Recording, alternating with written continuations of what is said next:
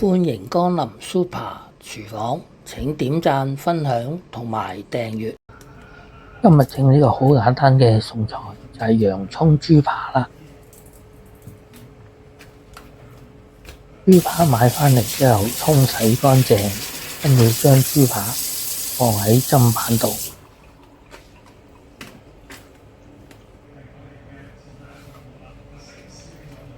用刀切開豬扒嗰啲筋，跟住再用刀背剁豬扒，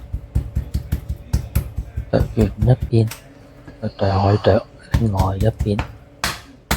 再用刀將豬扒拍扁。主要作用係方便你容易入味。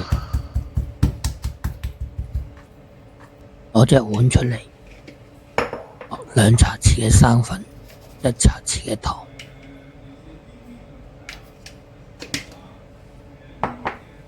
豉油約莫1湯匙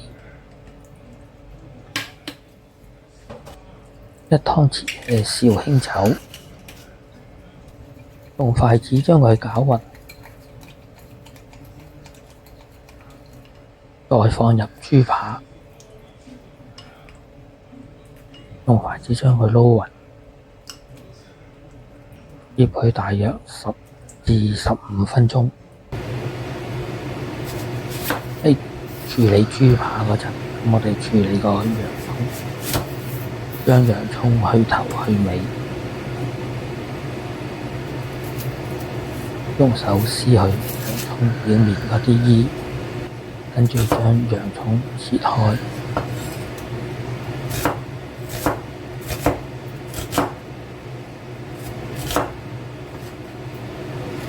開大火落油，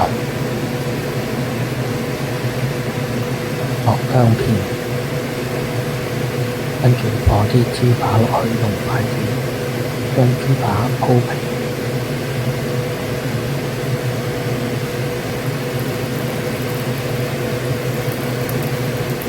等豬扒煎一陣，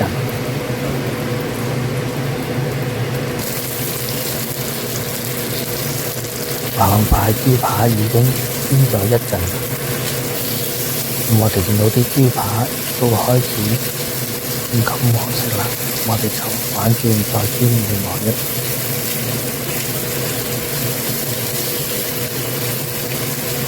影片睇到呢度，麻煩你點讚、分享同埋訂閱，有你哋嘅支持就係我拍片嘅動力。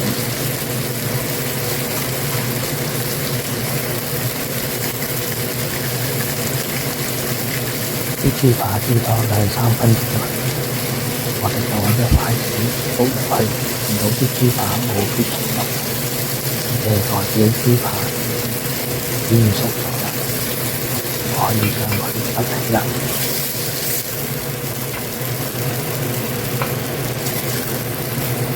用返同一隻鑊，我哋放啲洋葱落去，用鑊鏟將佢兜勻，將洋葱炒散，加入少少水，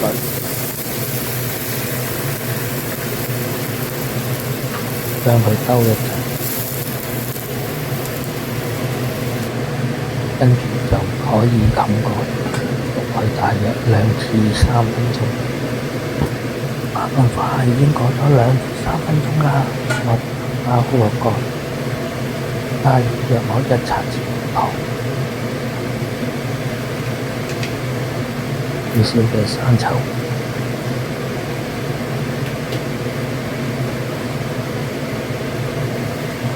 用鑊鏟將佢撈勻，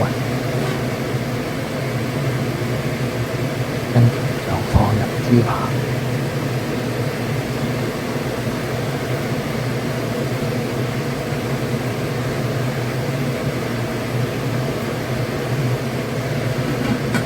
跟住就可以再冚蓋，再焗多佢大約2至3分鐘。話咁快已經過咗2-3分鐘啦。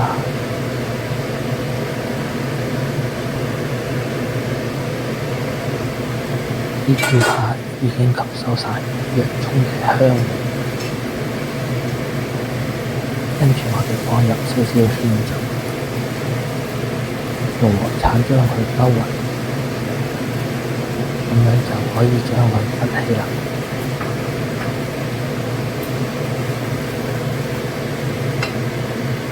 一碟十分惹味嘅洋蔥豬扒，咁樣就完成咗啦。